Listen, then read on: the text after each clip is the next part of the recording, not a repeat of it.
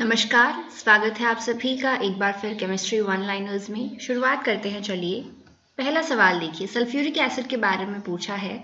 Sulphuric acid जो है उसको मोस्टली जो है किंग ऑफ केमिकल के नाम से भी जाना जाता है। ठीक है, तो ये हम याद रख सकते हैं, बहुत ही इजी क्वेश्चन है। अदर नेम्स पूछे जाते हैं तो सल्फ्यूरिक एसिड का दूसरा नाम होता है किंग ऑफ केमिकल्स। फॉर्मूला अगर सिंपली देखो तो उम्मीद है आप सबको मालूम होगा, फिर भी हम देख लेते हैं। H2SO4 केमिकल फॉर्मूला होता है सल्फ्यूरिक एसिड का, और सल्फ्यूरिक एसिड एक स्ट्रॉन्ग एसिड है। अब यहाँ पे देखिए, दो आपके पास में, मैंने कल ही बताया था आपको कि आप वॉशिंग सोडा और बेकिंग सोडा के जो नाम है वो एक साथ याद रखिए। तो यहाँ पे देखिए, यहाँ पे सिर्फ डिफरेंस है सोडियम कार्बोनेट और सोडियम बाइकार्बोनेट, सिर्फ इतना ही, और इनके नेम्स चेंज हो जाते हैं वॉशिंग सोडा से बेकिंग सोडा। तो आप अपनी अपनी किसी भी तरह से ट्रिक बना लीजिए और याद रखिए कि washing soda is sodium carbonate और बेकिंग सोडा के अंदर हो जाएगा आपका bicarbonate, simply baking and bicarbonate. Easy है एकदम। आपको बताना है कि पहला क्लासिफिकेशन जो था एलिमेंट्स का वो किसने किया था। तो सबसे पहले एलिमेंट्स को मेटल्स और नॉन मेटल्स के अंदर क्लासिफाई किया गया था, और ये काम किसने किया था? उन साइंटिस्ट का नाम था एंटोनी लेवोइसियर। याद रखेंगे हम, इन्होंने क्लासिफिकेशन दिया था सबसे पहला एलिमेंट्स का, और वो क्या था? मेटल्स और नॉन मेटल्स में क्लासिफाई करना। स्टेट्स ऑफ मैटर जो है वो किस किस तरह की होती है? हम मानते हैं कि स्टेट्स ऑफ मैटर 3 तरह की होती है, जो कि होती है सॉलिड होती है, लिक्विड होती है और गैस। अभी एक फोर्थ स्टेज ऑफ मैटर की भी बात करी जाती है कभी कभी, उसकी बात हम आगे के क्वेश्चंस में करेंगे। आपको यहाँ पे एक लाइन दी हुई, आपको बताना है कि ये किस चीज़ के बारे में यहाँ पे बात कर रहे हैं। Anything that occupies space and has mass or weight is called। कोई भी ऐसी वस्तु जो स्पेस ऑक्यूपाई कर रही हो, आपका चाहे आप पढ़ रहे हो वो मोबाइल हो, आपकी बुक्स हो, आप खुद हो, कोई भी चीज़ देखिए, अगर वो कोई भी स्पेस ऑक्यूपाई कर रही है, वो अगर कोई भी स्थान को घेर रही है, या फिर उसका कोई वजन है, तो उसके लिए हम क्या बोलेंगे कि वो चीज़ क्या है? मैटर है। अब वो मैटर में सॉलिड स्टेट हो सकती है, लिक्विड स्टेट हो सकती है, या फिर गैस स्टेट हो सकती है। ठीक है, अगला सवाल देखिए कि लिक्विड का जो गैस के अंदर कन्वर्जन है, इस प्रोसेस को हम क्या कहते हैं? लिक्विड स्टेट है हमारे पास में, पानी हम ले लेते हैं, उसको अगर आपको वेपर में कन्वर्ट करना हो तो इस प्रोसेस को आप किस नाम से जानोगे? इस प्रोसेस के लिए हम जो नाम यूज करते हैं वो होता है evaporation. Okay,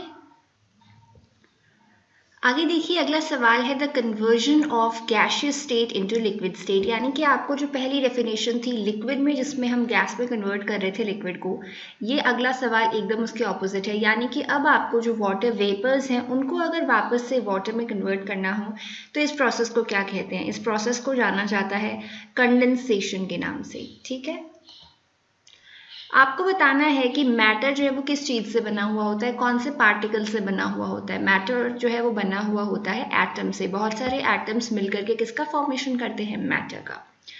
particles of matter जो है उसके कौन कौन से कैरेक्टरिस्टिक्स होते हैं, और मैटर के पार्टिकल्स बेसिकली कौन है? एटम। तो क्या होता है, कोई भी मैटर के जो पार्टिकल्स हैं वो एक तो कॉन्स्टेंटली मूव करते रहते हैं एक जगह से दूसरी जगह में। कुछ पार्टिकल्स जो है, और ये पार्टिकल्स क्या होते हैं, एक दूसरे को अट्रैक्ट करते हैं और इनकी साइज बहुत ही ज़्यादा स्मॉल होती है। ये कुछ फीचर्स होते हैं इन पार्टिकल्स के। सॉलिड्स की अगर आप बात करो तो सॉलिड्स की डेफिनेट शेप होती है, डेफिनेट वॉल्यूम होती है। ठीक है, और लिक्विड्स का क्या होता है? लिक्विड्स की डेफिनेट शेप और शेप नहीं होती है, वॉल्यूम तो डेफिनेट होती है। तो अगर आपने लिक्विड को किसी इस शेप के बर्तन में डाल दिया तो लिक्विड इस तरह का शेप ले लेगा।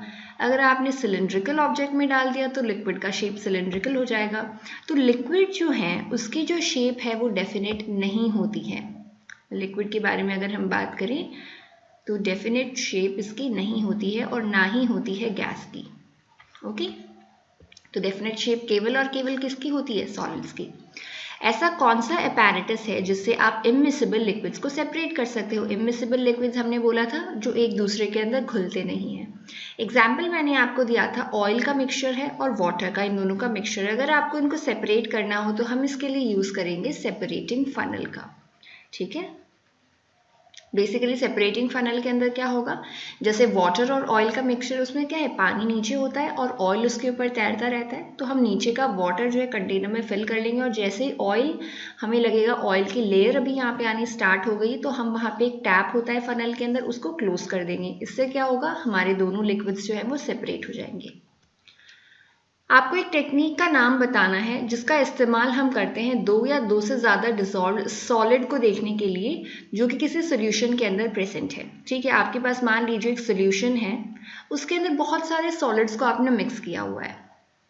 लेकिन वो जितने भी सॉलिड्स जो हैं उनकी मात्रा बहुत ही कम है उस सोल्यूशन के अंदर में, लेकिन फिर भी आपको उनको सेपरेट करना है। तो आप कौन सी टेक्निक यूज़ करोगे? हम यहाँ पे यूज़ करते हैं क्रोमैटोग्राफी टेक्निक का, जो कल हमने बात करी थी एड्सॉर्प्शन के ऊपर बेस्ड है।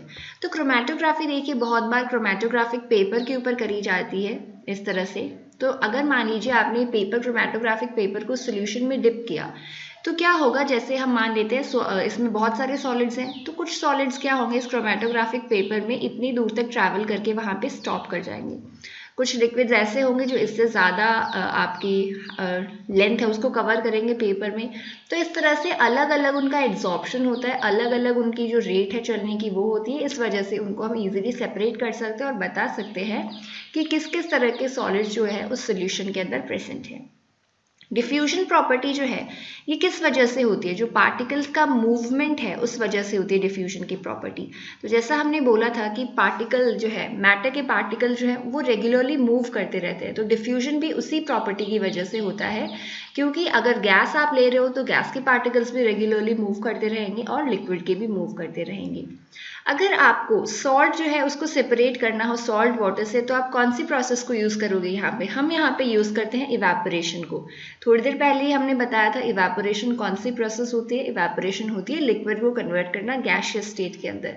तो यहाँ पे जो वाटर प्रेजेंट होता है वो तो कन्वर्ट हो जाएगा वाटर वेपर के अंदर, भाप के अंदर कन्वर्ट हो जाएगा वो, और नीचे रह जाएगा क्या? सॉल्ट रह जाएगा, जिसको हम कलेक्ट कर लेते हैं। आपने कभी भी देखा होगा, अगर आपने पानी एक ग्लास में डाल रखा है और उसमें अगर आप एक ड्रॉप इंक की डालोगे तो वो सडनली जो है पूरे आपके वाटर के अंदर स्प्रेड हो जाएगी, और थोड़ी देर के बाद में तो आपने जो ड्रॉप डाली थी वो एक्चुअली आपको विजिबल भी नहीं होगी। तो ये किस वजह से होता है? ये होता है डिफ्यूजन की वजह से। यहाँ पे जो इंक है वो आपके वाटर के अंदर पूरी तरह डिफ्यूज हो चुकी है। तो हो सकता है आपको हल्का सा नीला कलर जो है, अगर आपने ब्लू इंक डाली है तो आपको वाटर के अंदर वैसा कलर दिख सकता है, बट स्टिल आपको वो पूरी ड्रॉप विजिबल नहीं होगी। ये क्यों हुआ? क्योंकि इंक के पार्टिकल्स जो है वो स्प्रेड हो गए और पूरे वाटर, आपका जो भी कंटेनर जिसमें आपने वाटर लिया पूरे के अंदर स्प्रेड हो चुके हैं। इस वजह से अब आपको वो दोनों अलग अलग नहीं दिखाई देंगे। ओके, अगला देखिए, the temperature at which solid starts melting. ऐसा टेम्परेचर आपको बताना है जिसके ऊपर एक सॉलिड जो है, मान लीजिए आइस की बात कर लेते हैं हम, आइस जिस टेम्परेचर पे मेल्ट करना शुरू कर देगी उसको हम क्या बोलेंगे? आइस का मेल्टिंग पॉइंट बोलेंगे। अब देखिए, बॉयल्स लॉ, चार्ल्स लॉ, इस तरह के आप 2-3 लॉस पढ़ते हैं। बॉयल्स लॉ ये कहते हैं कि प्रेशर और वॉल्यूम जो है उसका जो मल्टीप्लिकेशन है वो कांस्टेंट होगा, लेकिन ये कब कांस्टेंट होगा? जब आपके टेम्परेचर की सिचुएशंस जो है वो कांस्टेंट होगी। सेम टेम्परेचर के ऊपर प्रेशर और वॉल्यूम का जो मल्टीप्लिकेशन है, या फिर ये आपको इस तरह से भी देखने को मिल सकता है कि प्रेशर जो है वो इन्वर्सली प्रोपोर्शनल होगा वॉल्यूम के। अगर आप कांस्टेंट टेम्परेचर के ऊपर प्रेशर इंक्रीज करोगे तो वॉल्यूम क्या होगा? डिक्रीज होगा। ठीक है। The molecules of liquid which escape first. अब देखिए, जब भी आपने क्या किया, आपने वाटर लिया और आपने उसको बॉईल करना शुरू कर दिया, तो आपने देखा होगा कि ऐसा नहीं होता है कि जैसे एक साथ पूरा का पूरा लिक्विड है वो भाप में कन्वर्ट हो जाता है। ये जो प्रोसेस है वो धीरे धीरे स्टार्ट होने लग जाती है जैसे जैसे टेम्परेचर बढ़ जाता है। तो सबसे पहले लिक्विड के जो पार्टिकल्स एस्केप हुए हैं, जो वेपर में कन्वर्ट हो गए हैं, उनके बारे में हम ये चीज़ कह सकते हैं कि उनकी काइनेटिक एनर्जी जो थी वो सबसे ज़्यादा थी, और सबसे ज़्यादा होने की वजह से क्या हो गया? वो सबसे पहले कन्वर्ट हो गए गैसियस स्टेट के अंदर। पानी जो है वो सबसे पहले, जो पार्टिकल्स भाप में कन्वर्ट हुए उनकी गतिक ऊर्जा जो थी वो सबसे अधिक थी। ठीक है। Vapour pressure. अब हमने क्या किया, देखिए, हमने एक कंटेनर लिया, हमने एक कंटेनर के अंदर आपने कोई भी सोल्यूशन जो है वो फिल कर लिया है, कोई भी लिक्विड फिल कर लिया है। अब यहाँ पे क्या होगा? इवेपोरेशन प्रोसेस जो हुई उसकी वजह से यहाँ पे वेपर्स का फॉर्मेशन हो जाता है। अब ये वेपर जो है ये इस लिक्विड के ऊपर वापस से एक प्रेशर डालते हैं। इस प्रेशर को हम बोलते हैं वेपर प्रेशर। यही आपसे सवाल में पूछा गया है कि इक्विलिब्रियम के ऊपर जब जो वेपर है वो वापस प्रेशर अप्लाई करती है लिक्विड के ऊपर, उसे क्या कहते हैं? हम उसे कहते हैं वेपर प्रेशर। तो इसमें दो ही चीज़ें तो याद रखनी थी आपको। सबसे पहला, प्रेशर कौन अप्लाई कर रहा है? वेपर अप्लाई कर रहा है। और क्या कर रहे हैं? देखिए, क्वेश्चन में ही आपको बता दिया है कि वेपर जो है वो क्या कर रहे हैं? प्रेशर अप्लाई कर रहे हैं। हम उसे क्या बोलेंगे? Vapour pressure. बट एक चीज़ और आप ध्यान रखिए कि प्रेशर ये किस पे होता है? लिक्विड के ऊपर होता है। Okay. On increasing the temperature of amorphous solid. Amorphous solid का अगर आप टेम्परेचर इंक्रीज करते हो तो क्या होता है? एमॉर्फस सॉलिड क्या करते हैं? ये धीरे धीरे सॉफ्ट होने लग जाते हैं, softens gradually. The movement of molecules from higher concentration to lower concentration. Diffusion की जो हम बात कर रहे थे उसमें जो मॉलिक्यूल्स का मूवमेंट है हायर कंसंट्रेशन से लोअर कंसंट्रेशन की तरफ, इसे आप किस नाम से जानते हो? इसे जाना जाता है डिफ्यूजन के नाम से। ठीक है, तो डिफ्यूजन में बेसिकली क्या होता है, सबसे इजी एग्जांपल, किचन में मम्मी अगर खाना बना रही होती है तो पूरे घर में खुशबू हो जाती है, या फिर मोहल्ले में कोई आंटी पड़ोसी कोई बहुत ही अच्छा खाना बना रहे होते हैं, तड़का लगता है तो हर जगह उसकी खुशबू हो जाती है। ऐसा क्यों? वो होता है डिफ्यूजन की वजह से, क्योंकि जिस रसोई में वो तड़का लगा है वहां पे कंसंट्रेशन क्या है उन मॉलिक्यूल्स की, सबसे ज्यादा है, तो धीरे धीरे क्या होगा, वो आसपास का पूरी जो एयर है उसके अंदर स्प्रेड हो जाएंगे। ठीक है, आपसे सवाल पूछा गया है कि माउंट एवरेस्ट के ऊपर वाटर जो है वो बॉयल किस टेम्परेचर पे होगा। अब आप कहोगे ये क्या बेहुदा सवाल है, पानी तो हमने आज तक यही पढ़ा है कि 100 डिग्री सेल्सियस के ऊपर पानी जो है वो उबलता है, बॉयल हो जाता है, तो यहाँ पे क्या मसला है, और उत्तर जो है वो 70 डिग्री सेल्सियस क्यों दिया हुआ है? तो देखिए, जैसे ये जो हम बात करते हैं 100 डिग्री सेल्सियस की, ये होता है एटमॉस्फेरिक प्रेशर के ऊपर। लेकिन अब जैसे आप माउंट एवरेस्ट पर चले गए हैं तो जैसे जैसे आप जो है हाइट पे जाते हो तो क्या होता है, प्रेशर डिक्रीज होने लग जाता है।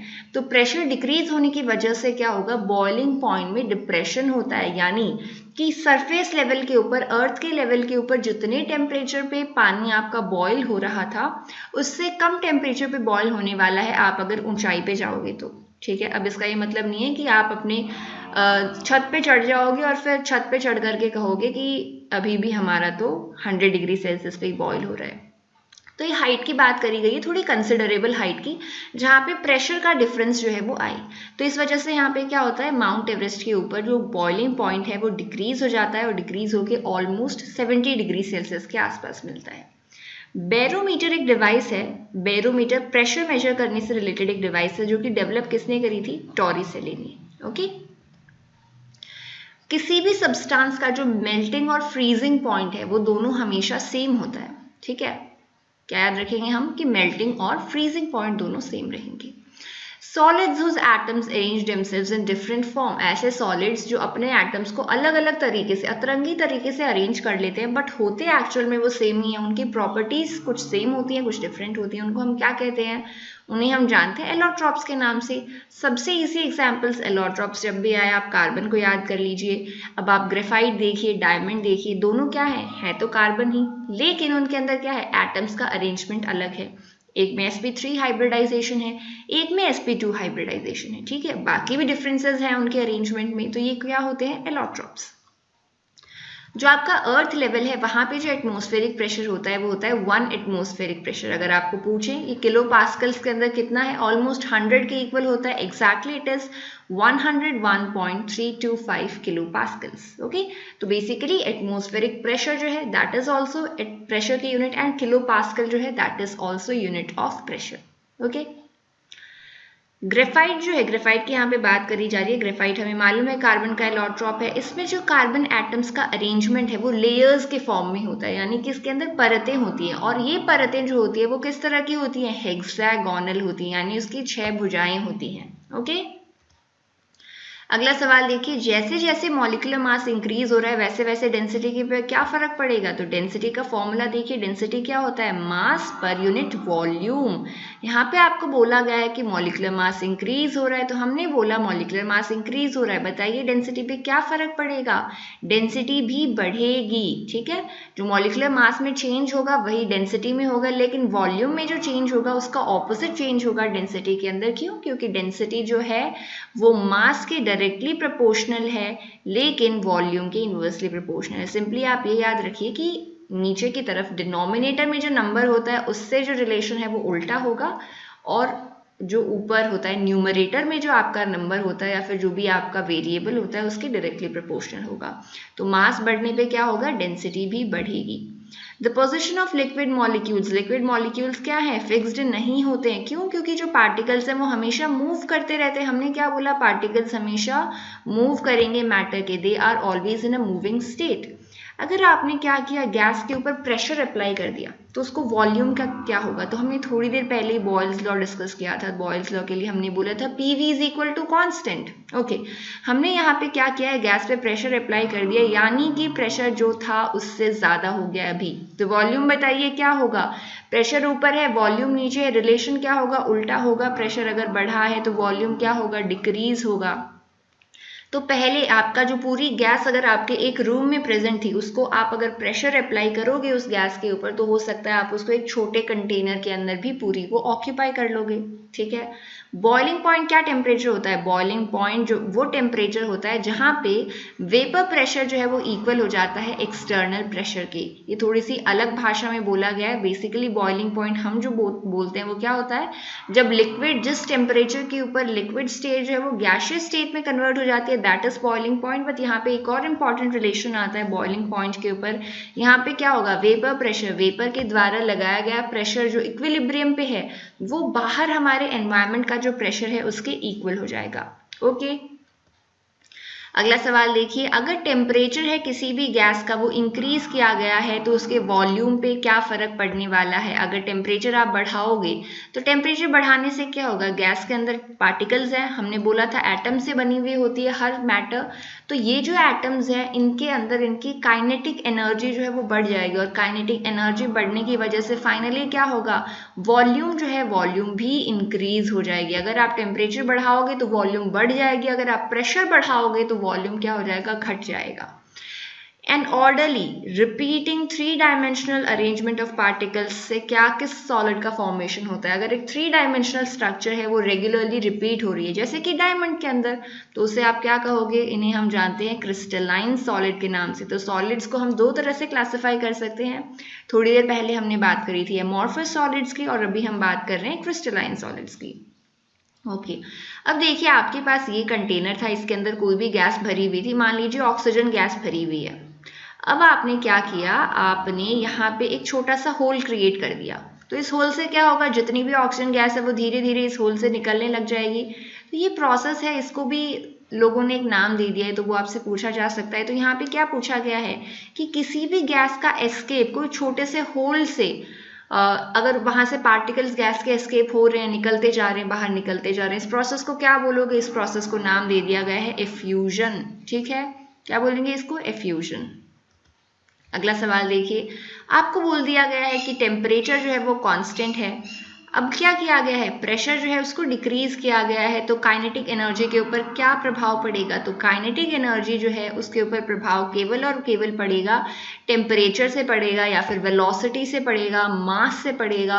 प्रेशर से कोई भी इफेक्ट जो है वो काइनेटिक एनर्जी के ऊपर नहीं होता है, टेम्परेचर इफेक्ट करता। बट टेम्परेचर यहाँ पे आपको पहले ही क्या कह दिया गया है कि टेम्परेचर कैसा है, कांस्टेंट है। तो काइनेटिक एनर्जी क्या होगी, काइनेटिक एनर्जी पर कोई भी प्रभाव नहीं पड़ेगा, जो पहले थी वही अब रहेगी। The number of atoms in 5 moles of nitrogen atom, आपको पूछा है, आपको बताने हैं नंबर ऑफ एटम्स। तो नंबर ऑफ एटम्स अगर आपको पूछे जाएं तो आपको क्या करने हैं, जितने आपको मोल्स दिए हुए हैं, 5 मोल अगर आपको दिए हुए हैं, आपको इसको मल्टीप्लाई करना है एवोगैड्रो नंबर से। एवोगैड्रो नंबर आप क्या होते हैं, एवोगैड्रो का नंबर, एवोगैड्रो नंबर की जो वैल्यू है वो एक कांस्टेंट है, एवोगैड्रो कांस्टेंट 6.023 इंटू 10⁻⁻23 उसकी वैल्यू होती है। ये होते हैं, अगर एक मोल आपके पास है तो उसके अंदर कितने एटम हैं, उसकी जो नंबर है वो कांस्टेंट है, और वो नंबर कितना है 6 इंटू 10⁻23। अब आपको बोल दिया कि 5 मोल की वैल्यू निकालो, तो हम 5 को मल्टीप्लाई कर देंगे जितने एक के हैं वैसे। तो ये सिंपली वैसा ही है, एक पेन आपके पास 5 रुपए का है, आपको 5 पेन की वैल्यू निकालनी है। तो यहाँ पे आपको क्या बोला है कि एक पेन की वैल्यू जो है वो इतनी है, आपको निकालनी है 5 की, डायरेक्टली हम मल्टीप्लाई कर देंगे। तो ये क्या हो जाएगा 6 इंटू 5 30 इंटू 10⁻23। अब ये जो जीरो इसको भी आप ट्रांसफर कर देंगे पावर में, तो ये अगर आप पॉइंट्स में निकालोगे, क्योंकि 6 की हमने एवोगैड्रो नंबर की एक्चुअल नंबर नहीं लिया है, 6.0 समथिंग होता है, तो इसका आंसर क्या हो जाएगा 3 इंटू 10⁻24। केमिस्ट्री की वो शाखा जो डील किस चीज से करती है, उन सब्सटेंसेस से जिनके अंदर कार्बन है, उसे हम क्या बोलते हैं, उसे हम जानते हैं ऑर्गेनिक केमिस्ट्री के नाम से। किस नाम से, ऑर्गेनिक केमिस्ट्री। एक मोल सुक्रोज को आपका मास बताना है कितना होता है, तो यहाँ पे देखिए C12 H22 एंड O11। यहाँ पे देखिए, जब भी यहाँ पे आपको सिंपली क्या करना है, जो एटॉमिक मास है उसको ऐड करना है। तो एटॉमिक मास कार्बन का अगर आपको निकालोगे तो ये हो जाएगा 12। ओके, हाइड्रोजन का 1 होता है तो हाइड्रोजन का सिंपली हम 22 लिख देंगे। ऑक्सीजन को हम क्या लिखते थे, ऑक्सीजन 6 एंड कार्बन था 6 एंड 12 तो, और ऑक्सीजन कितना हो जाएगा 8 एंड 16, तो 16 मल्टीप्लाइड बाई 11। ये आप ऐड करके देखिए 342 आता है या नहीं। तो यहाँ पे आपको जो mass of mole of sucrose पूछा था, ये आपको पूछा है इसका molecular weight. Okay, number of atoms अगर पूछा जाए तो एवोगैड्रो नंबर से मल्टीप्लाई करना है, और अगर मास पूछा जाए तो आपको सिंपली क्या करना है, जितने भी आपको फॉर्मूला मालूम होना चाहिए। देखिए मास के लिए सबसे पहले तो सिमिलरली आपको यहाँ पे अगर सॉल्व करना है तो यहाँ पे आप ग्लूकोज का मास निकाल सकते हो, ओके, या फ्रक्टोज का निकाल सकते हो। अगर आपको फॉर्मूला मालूम है तो प्लीज लेट मी नो अगर आप निकालते हो तो। The formula which gives the simplest whole number ratio of the atoms। तो देखिए एक बात हम यहाँ पे डिस्कस करते हैं, सुक्रोज का जैसे मैंने आपको फॉर्मूला बताया, ग्लूकोज की बात कर लेते हैं, C6H12O6। ओके, ये फॉर्मूला किसका है, ये फॉर्मूला है ग्लूकोज का, ठीक है। लेकिन यहाँ पे मुझे ऐसे लग रहा है कि ये जो रेशियो है इनका, ये सिंपल होल नंबर में नहीं है, इसको और सिंपल किया जा सकता है। तो अगर मैं ग्लूकोज के फॉर्मूला को लिखूं C1H2O1, तो क्या ये अभी इसका सिंपलेस्ट होल नंबर है? इससे ज़्यादा सिंपल जो है ये फॉर्मूला नहीं हो सकता। तो इस फॉर्मूले को हम किस नाम से जानते हैं? इस फॉर्मूले को हम जानते हैं एम्पिरिकल फॉर्मूला के नाम से। बट यहाँ पे इंपॉर्टेंट चीज़ सिर्फ एक ही है कि यहाँ पे जो रेशियो होगा वो सिंपलेस्ट होल नंबर का रेशियो होगा। आपको जो है पॉइंट्स में रेशियो नहीं निकालना है, होल नंबर में रेशियो निकालना है। Okay, a mixture that consist of different components, एक मिक्सचर है उसमें अलग अलग तरह के कंपोनेंट्स हैं, यानी अलग अलग तरह के एलिमेंट्स हो सकते हैं, उसको हम क्या बोलेंगे? हेटेरोजीनियस मिक्सचर बोलेंगे। अगर सेम कंपोनेंट्स होते तो हम उसे कहते हैं होमोजीनियस, और अगर डिफरेंट हैं so that will be heterogeneous mixture. Free radicals के ऊपर चार्ज किस तरह का होता है? फ्री रेडिकल के ऊपर चार्ज किसी भी तरह का नहीं होता है, वो न्यूट्रल होते हैं, उनके पास में सिर्फ क्या होता है? Unpaired electron. जैसे आपने जब ओजोन का डिप्लीशन पढ़ा होगा तो क्लोरीन फ्री रेडिकल पढ़ा होगा, तो क्लोरीन फ्री रेडिकल के ऊपर हमने कभी भी चार्ज हम रिप्रेजेंट नहीं करते हैं, सिर्फ इस तरह से एक डॉट बना देते हैं, जिसका मतलब है इसके अंदर एक इलेक्ट्रॉन जो है वो अनपेयर्ड है, बाकी इसमें चार्ज जो है दैट इज न्यूट्रल। वाटर का एम्पिरिकल फॉर्मूला बताइए, वाटर का H2O। ये इससे ज़्यादा आप बताइए, क्या ये और इजी या फिर और ज़्यादा सिंपल होल रेशियो में कन्वर्ट हो सकता है क्या? नहीं, ये सिंपलेस्ट ही है। ओके, चलिए, the natural force that holds elements together is called, जो एलिमेंट्स हैं अलग अलग, उनको आपस में ऐसा फोर्स जो उनको होल्ड करके रखता है, उस फोर्स को हम किस नाम से जानते हैं? केमिकल बॉन्ड के नाम से जानते हैं, ठीक है, केमिकल बॉन्ड। अब वो केमिकल आयनिक हो सकता है, आपका कोवेलेंट हो सकता है, कोई भी हो सकता है। अब कैल्शियम ने क्या किया? 2 इलेक्ट्रॉन्स लूज कर दिए, तो कैल्शियम के ऊपर क्या चार्ज होगा? तो कैल्शियम के पास 20 इलेक्ट्रॉन्स थे, 20 में से 2 इलेक्ट्रॉन्स कैल्शियम ने निकाल दिए, तो क्या होगा? कैल्शियम के ऊपर चार्ज हो जाएगा कैल्शियम +2, और इसने क्या किया? 2 इलेक्ट्रॉन्स को खो दिया है। अगर इलेक्ट्रॉन्स को गेन किया जाएगा तो चार्ज आएगा फाइनली नेगेटिव, और इलेक्ट्रॉन्स अगर खो दिए गए हैं तो चार्ज होगा पॉजिटिव। पॉजिटिव क्यों होता है? क्योंकि इस समय पे प्रोटॉन्स की संख्या ज़्यादा हो गई है इलेक्ट्रॉन से, तो रिजल्टेंट जो चार्ज है वो किसकी वजह से होगा? प्रोटॉन्स की वजह से। ओके, बायोकेमिस्ट्री क्या होती है बताइए? सो बायोकेमिस्ट्री क्या है? बायोकेमिस्ट्री वो ब्रांच की साइंस है जिसमें देखिए अभी बायो और केमिस्ट्री दोनों टर्म्स हैं, यानी कि लिविंग थिंग्स से रिलेटेड जो केमिकल्स हैं, जिनका किसी तरह का कोई रोल है लिविंग बींग्स के लाइफ में, तो उन तरह के केमिकल्स की जो स्टडी है अगर वो हम कर रहे हैं, या किसी तरह का कोई केमिकल प्रोसेस है, जैसे हमने क्रेब्स साइकिल देखा, ग्लाइकोलाइसिस देखा, तो उन सब की स्टडी किस में इंक्लूड की जाती है? बायोकेमिस्ट्री के अंदर। मास नंबर जो है किसी भी एटम का, वो किस चीज़ को रिप्रेजेंट करता है? तो टोटल नंबर ऑफ प्रोटॉन्स जो हैं उस एटम के अंदर, और टोटल नंबर ऑफ न्यूट्रॉन्स जो हैं वो दोनों रिप्रेजेंट करते हैं उसके मास नंबर को। जैसे देखिए कार्बन के बारे में हमने बात करी थी कि कार्बन है 6 एंड 12, ठीक है। कार्बन के और एलोट्रॉप्स भी होते हैं, आइसोटॉप सॉरी, बट यहाँ पे हम बात कर रहे हैं जो हमारा C12 है उसकी। तो इसके अंदर नंबर ऑफ प्रोटॉन्स तो हमें किस चीज़ से पता चलता है? जो हमारा एटॉमिक नंबर है उससे। तो नंबर ऑफ प्रोटॉन्स यहाँ पे कितने हो गए? 6 हो गए। और ये जो 12 है ये होता है number of protons plus number of neutrons. तो यहाँ से हमें नंबर ऑफ न्यूट्रॉन्स से पता चल जाएगा। तो हो सकता है आपको इस तरह के भी क्वेश्चंस पूछे जाएं जिसमें आपको या तो प्रोटॉन पूछ लिया जाएगा, न्यूट्रॉन या फिर इलेक्ट्रॉन। ठीक है, आगे देखिए, किसी एक मोल है आपके पास किसी भी सब्सटेंस का, उसमें कितने एटम्स होंगे या कितने पार्टिकल्स होंगे, तो ये हमने बात करी थी। ये नंबर जो आपको यहाँ पे दिखाया गया है इसको बोलते हैं एवोगैड्रोस कांस्टेंट। तो इतने पार्टिकल्स होते हैं एक मोल के अंदर। ओके, एक मोल आपको सिंपली मानना है कोई भी एक यूनिट है, जैसे 1 kg होता है, 1 लीटर होता है, वैसे ही 1 मोल सब्सटेंस है। 1 मोल हमारी यूनिट होती है मैटर के लिए। उस 1 मोल के अंदर कितने पार्टिकल्स होते हैं वो आपको ये नंबर याद रखना है। ठीक है, अब देखिए कार्बन 12 के रेस्पेक्ट में अगर आप किसी एटम का मास निकालते हो तो हमने यहाँ पे रेफरेंस ले लिया है एक पहले, जो कौन है कार्बन 12। उसके रेस्पेक्ट में हम किसी और एटम का मास निकाल रहे हो तो उसे हम क्या बोलेंगे, रिलेटिव एटॉमिक मास। तो यहाँ पे आपको याद क्या रखना है, रिलेटिव। क्यों, रिलेटिव आपको डेफिनेशन से याद हो जाएगा।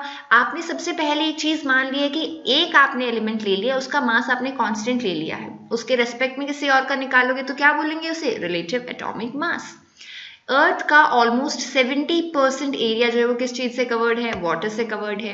किसी भी एलिमेंट का जो सबसे छोटा पार्ट है जो फ्री स्टेट में एग्जिस्ट नहीं कर सकता वो क्या है, एटम। हमने पहले ही बात कर ली थी, किसी भी एलिमेंट का, किसी भी मैटर का सबसे छोटा पार्ट क्या होता है, एक एटम।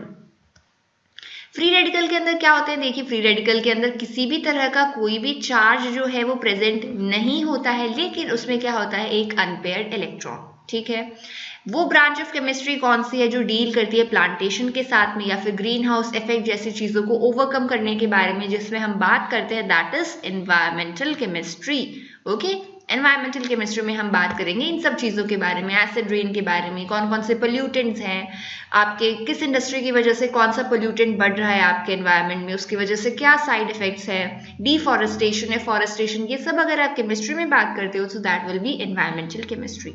ओके, एक मोल है आपके पास किसी भी सब्सटेंस का, तो एक मोल यानी कि मोलर, उसे हम क्या बोलेंगे, मोलर मास। एक मोल का मास क्या हो जाएगा, molar mass. Okay, the number of protons in the nucleus constitutes it's, number of protons जो है वो उसको एटॉमिक नंबर होता है, और एटॉमिक मास के अंदर कौन कौन होता है, proton as well as neutrons. Okay, compounds जो है उनके अंदर एटम्स होते हैं अलग अलग साइज के। क्यों, क्योंकि कंपाउंड जो है वो अलग अलग एलिमेंट से बना है, तो अलग अलग एलिमेंट्स है तो उनके एटम्स भी अलग अलग होंगे। ठीक है, तो डिफरेंट साइज शेप कुछ भी हो सकता है, डिफरेंट होंगे बेसिकली।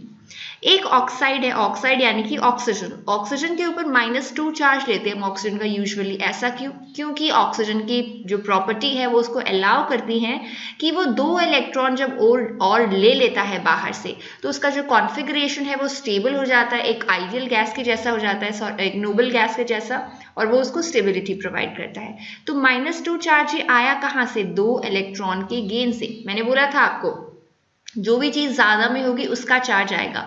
कोई भी न्यूट्रल एटम होता है, देखिए जैसे ऑक्सीजन था, उसके अंदर जो नंबर ऑफ प्रोटॉन्स और न्यूट्रॉन्स जो थे, प्रोटॉन्स और इलेक्ट्रॉन्स माफ कीजिएगा, ये दोनों इक्वल थे। लेकिन अब ऑक्सीजन ने 2 इलेक्ट्रॉन एक्स्ट्रा ले लिए हैं अपने पास, तो इलेक्ट्रॉन के पास कैसा चार्ज बढ़ गया है, नेगेटिव चार्ज। इलेक्ट्रॉन पे होता है नेगेटिव चार्ज, प्रोटॉन पे होता है पॉजिटिव चार्ज। ठीक है, मॉलिक्यूलर फॉर्मूला से आपको क्या पता चलता है, मॉलिक्यूलर फॉर्मूला से हम बता सकते हैं एक्चुअल में क्या होल नंबर रेशियो है एटम्स का। ओके, सिंपलेस्ट नहीं बोला यहाँ पे, एक्चुअल फॉर्मूला के अंदर क्या रेशियो है। आपको यहाँ पे नंबर ऑफ एटम्स बता दिए गए हैं, इतने सल्फर है तो उसमें कितने मोल होंगे, सिंपल उल्टा कर दिया आपको। एक मोल के अंदर कितने एटम्स होते हैं वो अगर आपको मालूम है तो आपको अगर एवोगैड्रो नंबर बता दिया गया है तो उसमें कितने मोल्स होंगे, 1 मोल होगा। सिंपल है, ये इक्वेशन तो आप याद रखिए, आपको बहुत सारे क्वेश्चन सॉल्व करने में काम आएगी। जितने भी आयोनिक कंपाउंड्स होते हैं उनमें इलेक्ट्रिकली कैसे होता है, आपको ऐसा लगेगा कि ये तो कोई ना कोई चार्ज पक्का होगा यहाँ पे, बट आयोनिक कंपाउंड्स का एग्जांपल लेते हैं ना हम। देखिए सबसे इजी कौन है हमारा, NaCl। अब आप बताइए NaCl के ऊपर कोई चार्ज होता है क्या, NaCl पे नहीं होता है। देखिए सोडियम पे होता है प्लस चार्ज, क्लोरीन पे होता है माइनस चार्ज। ये दोनों बातें एकदम ठीक है, बट जो कंपाउंड बना है दोनों की मदद से, सोडियम और क्लोराइड के बीच में जब एक आयनिक बॉन्ड का फॉर्मेशन हुआ, NaCl का फॉर्मेशन हुआ, तो जो कंपाउंड बना उस पर कोई भी चार्ज नहीं होता है, वो कैसा होता है, न्यूट्रल। अब देखिए आपको ग्राम मॉलिक्यूलर मास बताना है, मॉलिक्यूलर मास बताना है आपको ग्लूकोज का C6H12O6। तो यहाँ पे देखिए कार्बन हमारे पास 6 है, कार्बन का वेट होता है 12। फिर हाइड्रोजन का 1 होता है तो 12 मल्टीप्लाइड बाई 1, देन ऑक्सीजन का हो जाएगा 6 इंटू 16। इसको आप कैलकुलेट करिए, ये आएगा 180 ग्राम। अब देखिए आप कहोगे तो 1.96 क्यों आया? तो ये जो हम मास लेते हैं, जैसे कार्बन का हमने 12 लिया, ऑक्सीजन का हमने 16 लिया, ये एग्जैक्टली 16 नहीं होता है, कुछ पॉइंट्स में होता है आगे पीछे। तो इस वजह से हमें इतना पॉइंट्स में नहीं जाना, हम इतना ही याद रखेंगे कि इनका वेट 12 है, 1 है और 16 है। जो आपकी ब्रेड होती है और जो आपकी कुकीज़ होती है वो राइज कर जाती है, इससे वो थोड़ी फूली हुई होती है। ऐसा क्यों होता है? क्योंकि बेकिंग सोडा जिसमें क्या था, बाइकार्बोनेट, वो यहाँ पे कन्वर्ट हो जाता है कार्बन डाइऑक्साइड में, और कार्बन डाइऑक्साइड वहाँ पे ट्रैप्ड रहती है बीच में, इस वजह से वो फ्लफी होती है। जब हेलोजन्स हैं आपके, उनको सनलाइट को एक्सपोज किया जाता है तो किस चीज़ का फॉर्मेशन होता है? यहाँ पे होता है रेडिकल्स का फॉर्मेशन, फ्री रेडिकल्स का फॉर्मेशन। और जिससे एक इंपॉर्टेंट प्रोसेस कौन सी होती है, जिस वजह से रेडिकल फॉर्मेशन की वजह से आपका जो ओजोन डिप्लीशन हो रहा है वो भी इसी वजह से होता है। क्यों?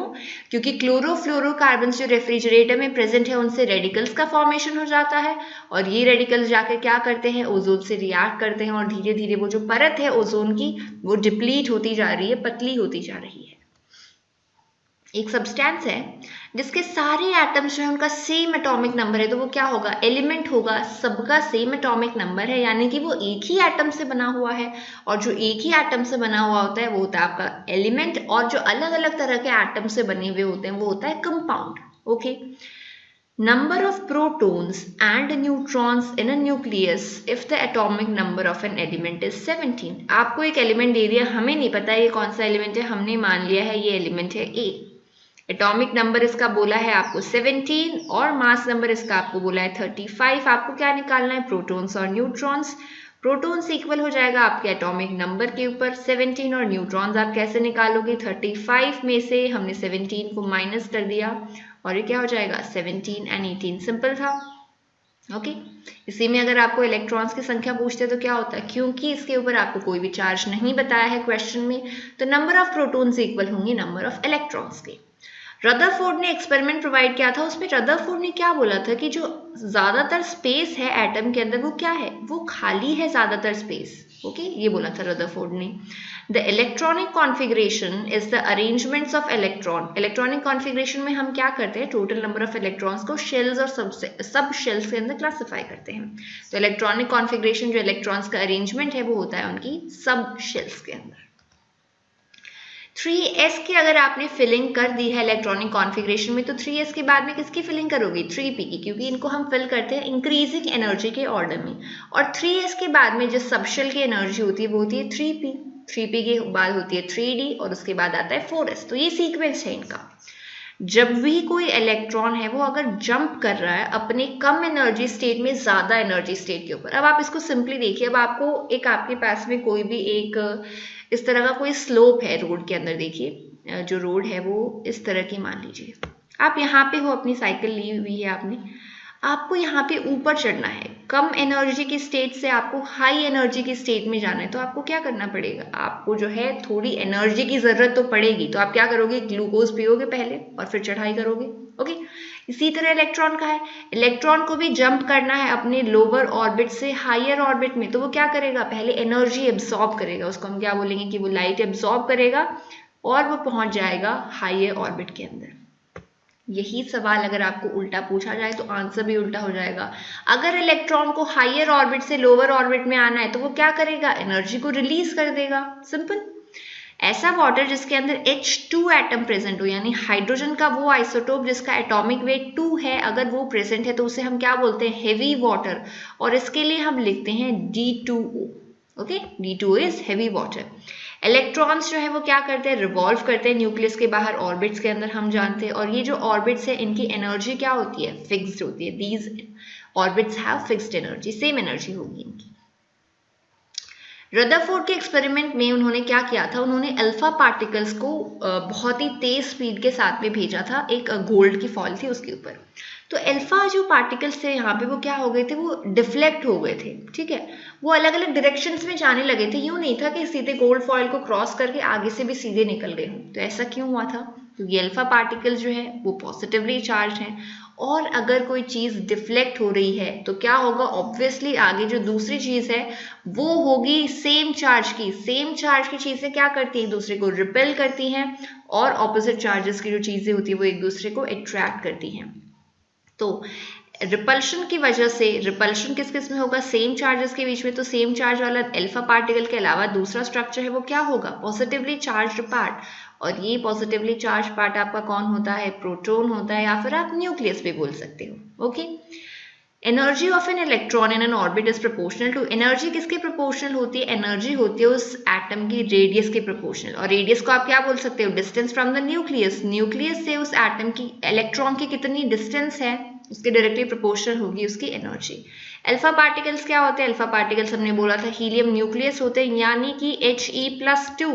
तो क्या पॉजिटिव चार्ज है इसके ऊपर, डबल ई पॉजिटिव चार्ज। आपको क्या करना है, सिर्फ हीलियम का न्यूक्लियस रखना है, उसके 2 इलेक्ट्रॉन्स उसको बाहर हमने भेज दिया, चार्ज हो गया +2। रदरफोर्ड ने गोल्ड फॉइल के ऊपर कौन से पार्टिकल्स को बम्बार्डमेंट किया था, अल्फा पार्टिकल्स का। सिंपल है। आयोडीन 123 है, इसका इस्तेमाल किया जाता है इमेजिंग ऑफ ब्रेन के लिए। अगर आपको ब्रेन के इमेजेस लेने अल्ट्रा क्लियर, सो वो होता है आयोडीन 123 की हेल्प से। सबसे कम एनर्जी का ऑर्बिटल कौन सा है, सबसे कम एनर्जी का होता है 1s। सबसे पहले इलेक्ट्रॉन की फिलिंग शुरू होगी 1s में। यूरेनियम 238 ने क्या किया, एक अल्फा पार्टिकल को एमिट कर दिया, तो वो किस में डीके हो जाएगा। तो एक अल्फा पार्टिकल निकालने का क्या मतलब है, यहाँ से एक हीलियम न्यूक्लियस निकल गया। हीलियम न्यूक्लियस का जो मास नंबर है वो कितना होता है, 4 होता है। तो यहाँ से सिंपली आपको क्या करना है, 238 में से 4 डिक्रीज करना है, और ये जिसका एटॉमिक नंबर होगा वो एलिमेंट बन जाएगा। तो यहाँ पे यूरेनियम में जब अल्फा डीके होता है तो फॉर्मेशन किसका होता है, थोरियम का। डी सबशेल में कितने इलेक्ट्रॉन्स आ सकते हैं, मैक्सिमम डी में आ सकते हैं 10, पी में हमने बताए थे 6। ओके, सो 10 इलेक्ट्रॉन्स। प्रोटियम जो है, प्रोटियम यानी कि आपका जो हाइड्रोजन 1n1 है, इसके अंदर कोई भी न्यूट्रॉन प्रेजेंट नहीं होता है, नंबर ऑफ प्रोटॉन्स इसमें है 1। नंबर ऑफ न्यूट्रॉन्स अगर आपको निकालने हैं तो हमें माइनस करना होगा एटॉमिक मास से एटॉमिक नंबर, और इसका आंसर क्या हो जाएगा, 0। ऐसे एलिमेंट्स जिनका ऑक्सीडेशन स्टेट इंक्रीज हो जाता है किसी रिएक्शन के अंदर, तो हम उसके लिए क्या बोलेंगे कि उनका ऑक्सीडेशन हो गया, वो ऑक्सीडाइज हो गए हैं। अगर हाइड्रोजन एटम्स का लॉस हुआ है किसी एटम के अंदर से, किसी एलिमेंट में से अगर हाइड्रोजन का निकलना हो गया है, तो वो क्या कहलाता है, ऑक्सीडेशन। हाइड्रोजन का निकलना या फिर ऑक्सीजन का ऐड होना, दोनों ही चीजें क्या होती है, ऑक्सीडेशन।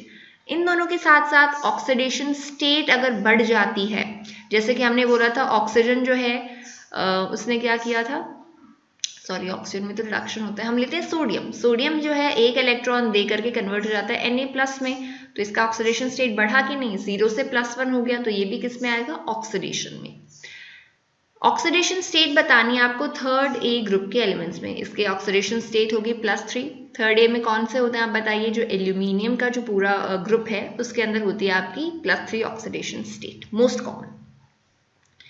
ड्राई सेल के अंदर एनोड किस चीज का बना हुआ होता है, ड्राई सेल के अंदर एनोड बना हुआ होता है ग्रेफाइट का। इलेक्ट्रोकेमिकल सेल का दूसरा नाम आपको बताना है, इलेक्ट्रोकेमिकल सेल जो है वो गैल्वेनिक सेल के नाम से भी जाना जाता है। तो देखिए जिस क्वेश्चन में ऐसा आएगा जहाँ पे सेल के बारे में कुछ एक्सप्लेन करना हो, वहाँ पे हम बात करेंगे। अभी हम सिंपली इनके जो अदर नेम्स हैं वो डायरेक्टली याद कर लेंगे। इलेक्ट्रोकेमिकल सेल को जानते हैं हम गैल्वेनिक सेल के नाम से। ऑक्सीडेशन और रिडक्शन जो दोनों एक्टिविटीज हैं, इनके अंदर क्या होता है, ट्रांसफर होता है इलेक्ट्रॉन्स का। ऑक्सीडेशन के अंदर क्या होता है, इलेक्ट्रॉन्स हम गेन, इलेक्ट्रॉन्स जो है एक प्रोसेस के अंदर गेन करे जाते हैं और एक प्रोसेस के अंदर इलेक्ट्रॉन्स क्या है वो लूज किए जाते हैं। ओके, सो पूरा का पूरा जो एक्टिविटी है वो सिर्फ और सिर्फ डिपेंडेंट है इलेक्ट्रॉन्स के ऊपर। लेड और जिंक जो है दोनों के जो ओर्स होते हैं वो सल्फाइड ओर्स होते हैं। लेड के लिए हमने बात करी थी गैलेना PbS, जिंक की जहां बात आएगी वहां पे हम जिंक की बात भी करेंगे। जिंक के लिए जो ओर होती है दैट इज जिंक ब्लेंड।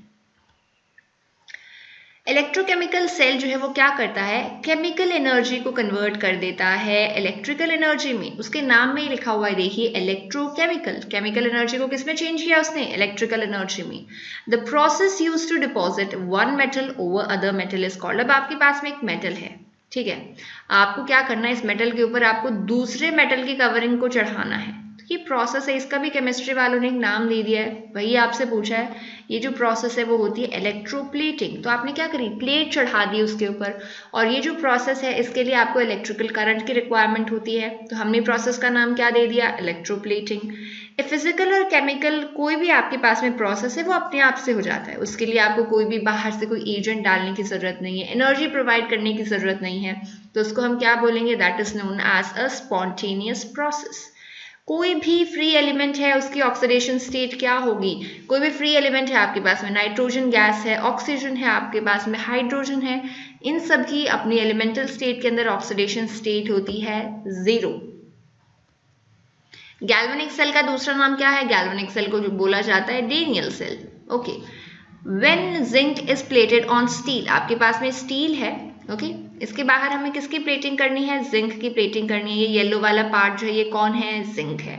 तो आप मुझे बताइए कि आप एनोड किस चीज का बनाओगे। हम एनोड यहाँ पे किसका बनाएंगे, हम एनोड बनाएंगे जिंक का, क्योंकि क्या होगा कि एनोड जो है उसकी साइज धीरे धीरे कम होती जाएगी, सोल्यूशन में वो आएगा और सोल्यूशन से जाकर के वो कैथोड में डिपॉजिट हो जाएगा। कैथोड हम लेंगे स्टील का और डिपॉजिट होगा जिंक जाकर के, तो स्टील अंदर रहेगा और उस पर कवरिंग किसकी आ जाएगी, जिंक की। यही तो हम चाहते थे। ओके, इलेक्ट्रोलाइसिस अगर आपने ब्राइन सोल्यूशन का किया है, NaCl सोल्यूशन का किया है, तो किस चीज का फॉर्मेशन यहाँ पे होगा, क्लोरीन गैस का फॉर्मेशन होगा, हाइड्रोजन गैस का फॉर्मेशन होगा और साथ साथ में होगा सोडियम हाइड्रोक्साइड का। A reactant containing the element that is oxidized, एक रिएक्टेंट है, ओके, उसके अंदर एक ऐसा एलिमेंट है जिसका ऑक्सीडेशन हुआ है, तो उसको हम बुलाते हैं रिड्यूसिंग एजेंट के नाम से। अगर उसका खुद का ऑक्सीडेशन हुआ है तो जिसके साथ उसकी रिएक्शन हुई है उसका उसने रिडक्शन किया होगा और इस तरह से वो कहलाता है एक रिड्यूसिंग एजेंट। इलेक्ट्रोलाइट्स क्या करते हैं, ये इलेक्ट्रिसिटी को तभी अपने अंदर से पास करने देते हैं जब इनके अंदर फ्री इलेक्ट्रॉन्स होते हैं। और फ्री इलेक्ट्रॉन्स कौन से स्टेट के अंदर पाए जाते हैं, लिक्विड स्टेट में, क्योंकि किसी भी इलेक्ट्रोलाइट को जैसे ही आप क्या करोगे, वाटर के अंदर डालोगे तो क्या होगा, H+, OH-, इस तरह के आयंस रिलीज होते हैं और एनर्जी यही कंडक्ट करते हैं, electricity, sorry. Rusting of iron किस वजह से होता है, रस्टिंग ऑफ आयरन होता है ऑक्सीडेशन की वजह से। ओके, आयरन ऑक्सीडाइज होकर के रस्ट का फॉर्मेशन बना लेता है Fe2O3.XH2। देखिए यहाँ पे आपको एक रिएक्शन दिया, आपको वो बताना है कौन से एलिमेंट का रिडक्शन हुआ है, तो हम क्वेश्चन पे ध्यान नहीं देते हैं। कैल्शियम यहाँ एलिमेंटल फॉर्म में, ऑक्सीडेशन स्टेट है उसकी 0, यहाँ पे है कैल्शियम की +2, ऑक्सीजन की है -2 और यहाँ पे भी है ऑक्सीजन की 0। रिडक्शन यानी ऑक्सीडेशन स्टेट का कम होना, तो कैल्शियम की ऑक्सीडेशन स्टेट क्या हो रही है, बढ़ रही है, 0 से +2 हो गई है। लेकिन ऑक्सीजन की ऑक्सीडेशन स्टेट हो गई है कम, तो ऑक्सीजन का क्या हुआ है, रिडक्शन। Na2SO4 आपको बताना है, Na2SO4 एक सॉल्ट है जो कि मोस्ट प्रोबेबली बना हुआ होगा H2SO4 से बना होगा, जब H2 रिमूव होकर के वहां पे सोडियम अटैच हो गए हों, तो Na2SO4 इज अ सॉल्ट और इस पर स्पेसिफिकली किसी भी तरह का कोई चार्ज नहीं है, ना इसका नेचर एसिडिक है ना बेसिक है, तो इसे हम बोलेंगे एक नॉर्मल सॉल्ट। तो ये आज के वन लाइनर्स अब यहाँ पे खत्म होते हैं। Thank you and have a very nice day.